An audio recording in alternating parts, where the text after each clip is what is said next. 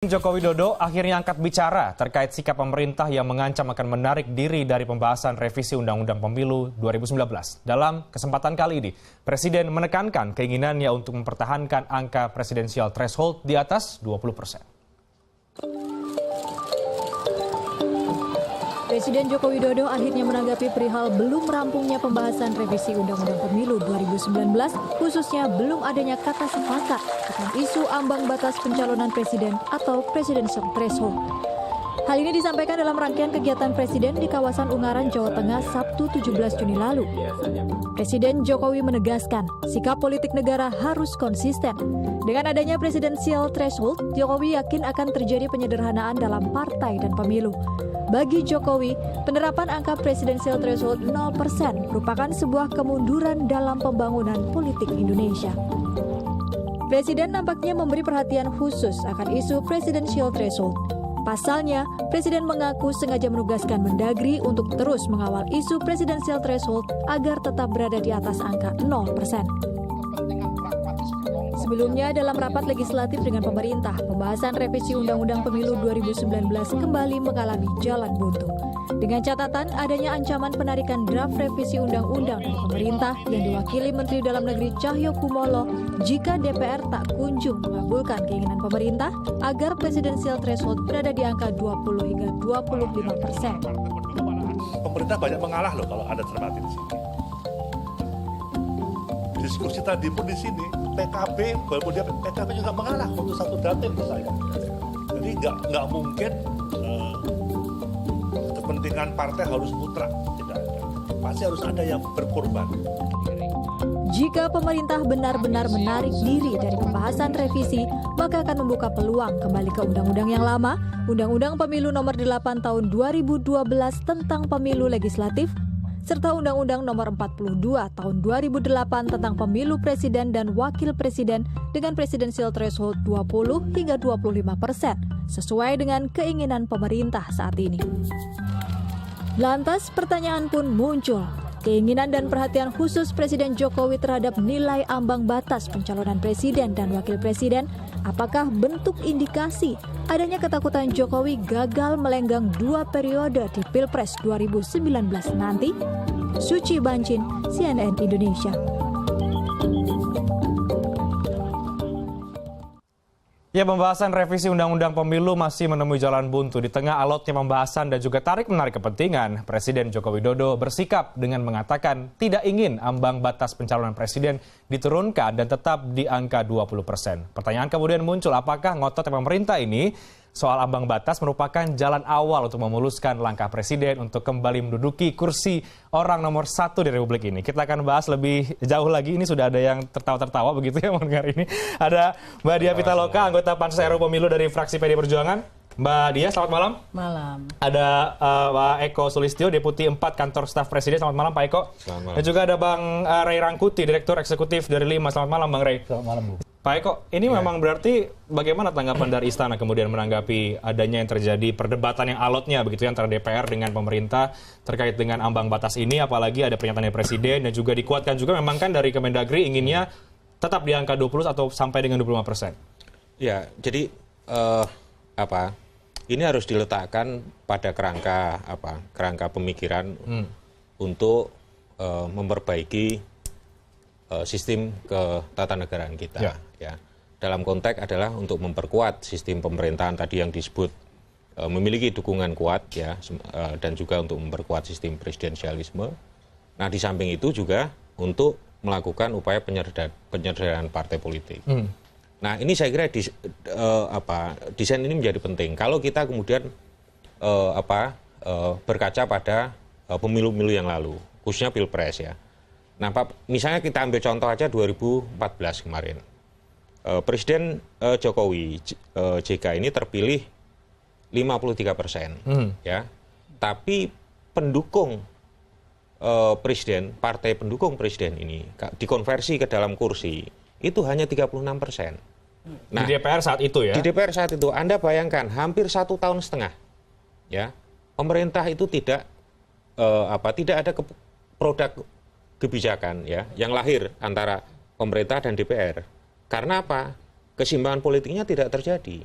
Nah, kemudian baru pada ya menjelang tahun-tahun kedua ada perubahan politik yang dilakukan partai-partai politik, kemudian ada yang masuk ke pemerintah dan sebagainya, seperti yang ada sekarang ini. Tapi yang ingin saya sampaikan adalah kondisi politik semacam ini itu pada satu sisi ya, ini kan sebenarnya quote unquote terjadi kooptasi ya. Nah, itu tidak bagus buat masa depan kepartean ya, sehingga budaya oposisi tidak terbentuk. Karena kemudian ini kan tidak hanya terjadi zaman Pak Jokowi JK aja, tapi zaman Pak SBY juga begitu. Nah, karena ini sebabnya adalah pada desain kepemiluan kita. Jadi tidak ada kesejajaran antara pemilu legislatif dengan pemilu presiden atau pilihan presiden. Oleh karena itu kemudian MK kan sudah memutuskan supaya salah satunya terobosannya adalah pemilu ini dilakukan secara serentak. Oke, baik. Pak Eko, bagaimana kemudian Presiden melihat ini? Apa yang terjadi di DPR dengan Kemendagri begitu? Apa posisi Presiden sekarang seperti apa? Wait and see kah? Atau memang ya tetap berpendirian bahwa ya lebih baik kita pakai undang-undang yang berlaku saja begitu?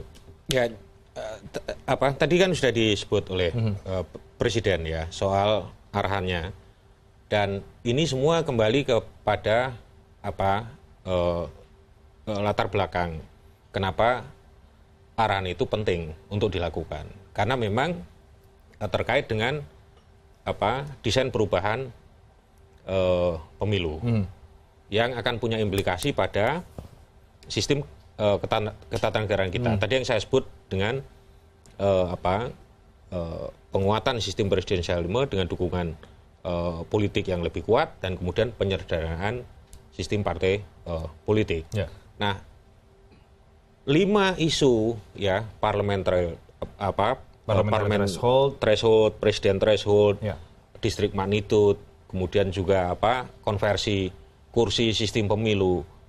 Ini isu krusial yang arahnya sebetulnya ke arah perubahan itu, ya. Nah, pembicaraan soal 10 atau 0 atau kemudian 20 akan sangat terkait itu nanti. Karena apa yang terjadi yang saya katakan tadi bahwa dalam kasus contoh pemilu 2014 sebetulnya ini terjadi juga pada era Presiden SBY, itu apa yang terjadi yang disebut dengan parlementarisme presidensialisme, parliamentary presidensialisme. Jadi dukungan parlemen itu tidak signifikan dengan dukungan pemerintahan. Ini pada awal-awalnya, sehingga kemudian ada kesan bahwa pemerintah mengkooptasi partai-partai politik untuk masuk di jajaran kabinetnya. Nah, memang ada upaya-upaya untuk istilahnya secara matematik ya, secara matematik atau secara teoritik, upaya untuk penyederhanaan itu tidak menggunakan misalnya tadi yang disebut soal persyaratan partai mengikuti pemilu, kemudian ada ambang batas dan sebagainya. Kita lihat aja misalnya di sistem konversi ya, yang sekarang ini yang menggunakan kuota hari. Nah, itu tidak jelas cut off-nya. Misalnya di satu daerah tertentu harga kursi 300.000 ya, kita hitung 100%. Nah, mereka yang mendapat 120% ya, artinya 300.000 lebih, itu dengan yang 40%, ya, itu sama kursinya satu. Ini kan terjadi lag, terjadi jarak, ya. Nah, bisa sehingga kemudian ini banyak partai-partai yang sebetulnya mendapat suara kecil mendapatkan kursi gitu loh. Nah, bisa aja desain ini dirubah dengan sistem yang berbeda. Misalnya ada kuota harus 50% misalnya, baru mendapatkan artinya kursi. Saat ini Istana memang masih menunggu bagaimana proses politik yang ada di DPR bersama dengan makanya ini saya agak berbeda ya. Tadi proses politiknya ya pasti akan, kalau menurut saya pasti akan terjadi akomodasi lah. Ini masa ini semua mau mau apa Semua dalam bahasa menang. Jawa mau eker-ekeran gitu. Nah, tapi yang tadi saya katakan ini cukup strategis. Strategis artinya selama ini harus dilihat bahwa upaya-upaya untuk misalnya menyederhanakan sistem kepartean, kemudian memperkuat dukungan politik di parlemen, itu ada cara untuk merubah di dalam desain pemilu melalui misalnya secara matematik saya katakan tadi, termasuk misalnya penambahan kursi. Penambahan kursi ini memang tadinya 5 ya, karena ada kaltara daerah baru yang mendapatkan 3 karena minimal 3 kan.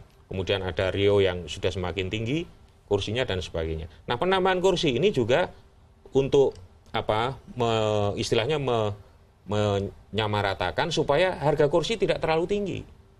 Nah, ini mungkin kalau saya memang tidak bermain lagi dalam kalkulasi semacam ini. Tapi kalau misalnya Bung Rey mau kalkulasi, mungkin ke depan tidak akan ada harga kursi yang sampai 500.000. Enggak, sekarang pertanyaan begini aja. Misalnya batasan threshold, misalnya parlemen threshold 4%, sebuah partai kemudian mencalonkan. Nah, kemudian calonnya terpilih.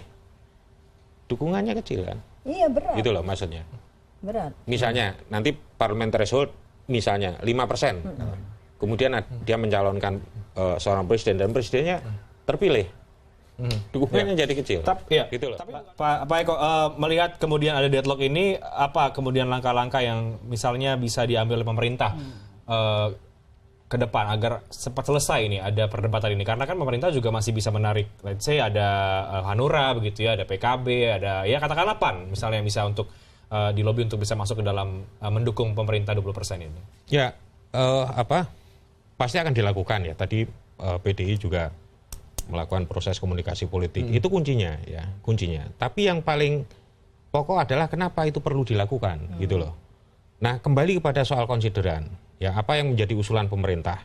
Konsideran ini berdasarkan amanat konstitusi. Di dalam Undang-Undang Dasar 45, di situ disebutkan bahwa pembentukan pemerintahan yang kuat yang didukung oleh kekuatan politik di DPR. Ini adalah amanat dari konstitusi. Nah, sehingga desainnya seperti apa, itulah yang kemudian sekarang ada di dalam rancangan undang-undang. Itu satu. Yang kedua adalah hubungan sistem pemerintahan kita meskipun presidensialisme, hubungan antara pemerintah dan DPR ini di dalam konstitusi itu nggak bisa berjalan sendiri-sendiri. Produk undang-undang, produk regulasi itu harus mendapat persetujuan dari DPR. Oleh karena itu menjadi penting agar kebijakan itu bisa berjalan, pemerintah ini punya dukungan politik yang kuat di DPR gitu loh. Ini semua di instrumennya apa? Instrumennya adalah desain pemilu. Itulah yang kemudian pemerintah mengendaki supaya threshold itu parlemen presiden threshold itu pada batasan angka yang 20% untuk kursi dan 25% untuk jumlah suara. Jadi ada dukungan politik yang bisa menjamin begitu ya kira-kira. Iya, itu kemudian didesain gitu loh. Baik.